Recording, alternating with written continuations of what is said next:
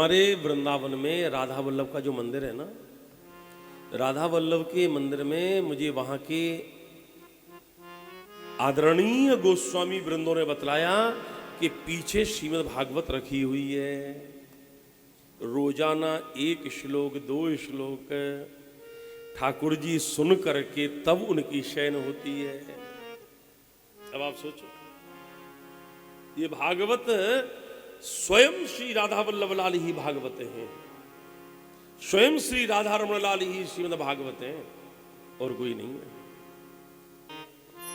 भागवत कब प्राप्त होती है? कृपा के द्वारा होती है। भागवत कृपा साध्य ग्रंथ है। ये एक पंक्ति में आपको इतनी परिभाषाएं दूंगा, इतनी परिभाषाएं नोट कर लेना। एक पंक्ति में भागवत की परिभाषा क्या है? कृपा साध्य ग्रंथ का नाम श्रीमद् भागवत है। मंत्रात्मक ग्रंथ का नाम श्रीमद् भागवत है। भागवत मंत्रात्मक है। पूज्य बड़े महाराज जी, पूज्य पिताश्री बड़े महाराज जी कहते थे कि भागवत कृपा करती है। आप यदि सच्चे हृदय से इसकी सेवा करते हैं तो ये भागवत कृपा करे। अरे छोटा सा ग्रंथ, 18,000 श्लोक, कुल 18,000 श्लोक है भागवत में, और इसका श्रवण करने से राजा की मोक्ष हो गई। ब्रह्मा जी को आश्चर्य हुआ।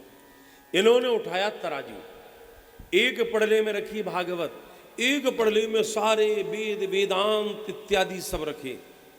अब उठाया तराजू, जो तराजू उठाया तो क्या देखें, जिस पड़ले में भागवत रखी थी वो पड़ला जमीन में नीचे लग गया। अब आश्चर्य होगा कि एक 18,000 वाली पुस्तक ग्रंथ है, एक पड़ले में है, एक तरफ इतने बड़े बड़े वेद हैं, उपनिषद हैं, समस्त शास्त्र हैं, वो हल्का हो गया पड़ला।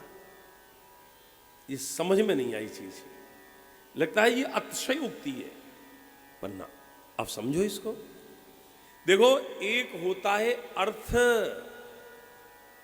एक होता है शब्दार्थ, और एक होता है गूढ़ार्थ।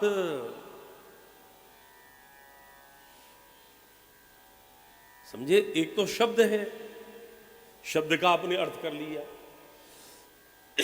एक शब्दार्थ है और एक उसका भावार्थ है, क्या भाव बोल रहा है, और एक उसका गूढ़ार्थ है। खर्ज की तर्ज की नर्ज में जाकर के जो निकलता है वो जो है वो गूढ़ार्थ, उसको गूढ़ार्थ कहते हैं। तो गूढ़ार्थ क्या कहता है? गूढ़ार्थ ये कहता है कि भागवत जिस पड़ले में है वो नीचे लग गई।